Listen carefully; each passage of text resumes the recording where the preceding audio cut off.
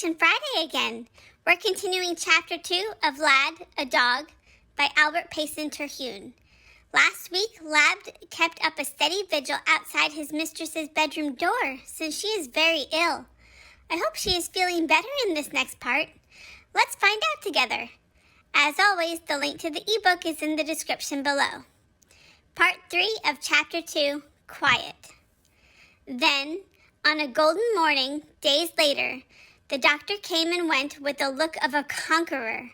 Even the wooden-faced nurse forgot to grunt in disgust when she stumbled across the dog's body. She almost smiled. And presently the master came out through the doorway. He stopped at the sight of Lad and turned back into the room. Lad could hear him speak, and he heard a dear, dear voice make answer, very weakly, but no longer in that muffled and foreign tone which had so frightened him. Then came a sentence the dog understood. "Come in, old friend," said the master, opening the door and standing aside for Lad to enter. At a bound, the collie was in the room. There lay the mistress. She was very thin, very white, very feeble. But she was there. The dread something had lost the battle. Lad wanted to break forth into a peal of ecstatic barking that would have deafened everyone in the room. The master read the wish and interposed. "Quiet!" Lad heard. He controlled the yearning, but it cost him a world of willpower to do it. As sedately as he could force himself to move, he crossed to the bed. The mistress was smiling at him. One hand was stretched weakly forth to stroke him, and she was saying almost in a whisper, "Lad, Laddie!" That was all. But her hand was petting him in the dear way he loved so well. And the master was telling her all over again how the dog had watched outside her door. Lad listened, not to the man's praise, but to the woman's caressing whisper, and he quivered from head to tail. He fought furiously with himself once again to choke back the rapturous barking that clamored for utterance. He knew this was no time for noise. Even without the word of warning, he would have known it, for the mistress was whispering. Even the master was speaking scarce louder. But one thing Lad had realized, the black danger was past. The mistress was alive, and the whole house was smiling. That was enough, and the yearning to show, in noise, his own wild relief was all but irresistible. Then the master said, "Run on, Lad, you can come back by and by." And the dog gravely made his way out of the room and out of the house. The minute he was out of doors, he proceeded to go crazy. Nothing but sheer mania could excuse his actions during the rest of that day. They were unworthy of a mongrel puppy, and never before in all his blameless, stately life had Lad so grossly misbehaved as he now proceeded to do. The mistress was alive. The horror was past. Reaction set in with a rush. As I have said, Lad went crazy. Peter Grimm, the mistress's cynical and temperamental gray cat, was picking its dainty way across the lawn as Lad emerged from the house. Ordinarily, Lad regarded Peter Grimm with a cold tolerance, but now he dashed at the cat with a semblance of stark wrath. Like a furry whirlwind, he bore down upon the amazed feline.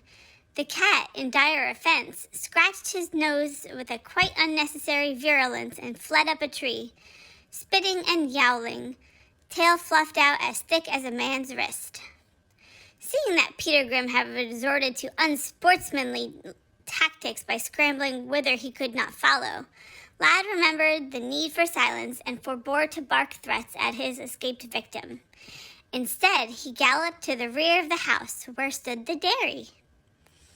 The dairy door was on the latch.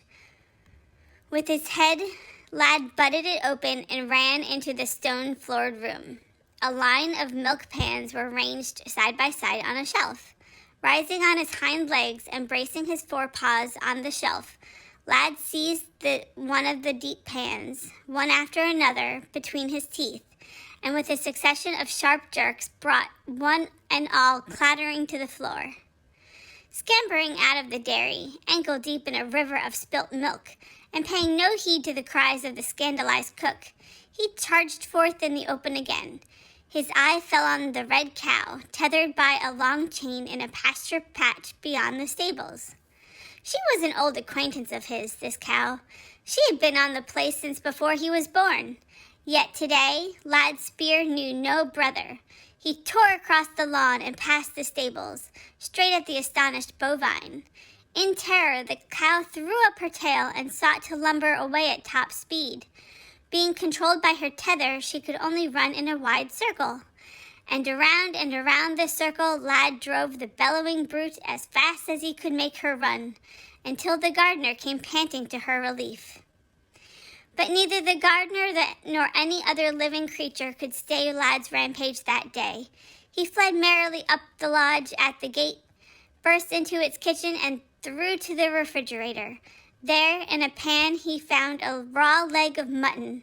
Seizing this 12-pound morsel in his teeth and dodging the indignant housewife, he careered out into the highway with his prize, dug a hole in the roadside ditch, and was gleefully preparing to bury the mutton therein when its outraged owner rescued it. A farmer was jogging along the road behind a half-dozing horse. A painful nip on the rear hind leg turned the nag's drowsy jog into a really industrious effort at a runaway. Already Lad had sprung clear of the front wheel. As the wagon bumped past him, he leaped upward, deftly caught a hanging corner of the lap robe, and hauled it free of the seat. Robe in mouth, he capered off into a field, playfully leaping just out of the reach of the pursuing agrarian, and at last he deposited the stolen treasure in the heart of the bramble patch, a full half-mile from the road. Lad made his way back to the place by a wide detour that brought him through the grounds of the neighbor of the master's. This neighbor owned a dog, a mean-eyed, rangy, and mangy pest of a brute that Lad would ordinarily have scorned to notice. But most decidedly, he noticed the dog now. He routed it out of its kennel and bestowed upon it a thrashing that brought its possessor's entire family shrieking to the scene of conflict. Courteously refusing to carry the matter further, in face of half a dozen shouting humans, Lad cantered homeward. From the clothesline on the drying ground at the place fluttered a large white object. It was palpably a nurse's uniform, palpably the nurse's uniform. And Lad greeted its presence there with a grin of pure bliss. In less than 2 seconds, the uniform was off the line, with 3 huge rents marring its stiff surface. In less than 30 seconds, it was reposing in the rich black mud on the verge of the lake, and Lad was rolling playfully in it. Then he chanced to remember his long-neglected enemies, the squirrels, and his equally neglected prey, the rabbits, and he loped off to the forest to wage gay warfare upon them. He was gloriously, idiotically, criminally happy, and for the first time, he was a fool. Aw, what a great note to end on. Lad is so happy and playful again after his mistress is feeling better. He also gets back at the mean old nurse that wanted to send him away. I love seeing playful pups, because I am a playful pup too. I wish Lad were real so he could play with me. We'd romp around and have all the fun together. We're such scamps. Be sure to come back next week for part 4 of this chapter, and on Monday for a new Music Monday song.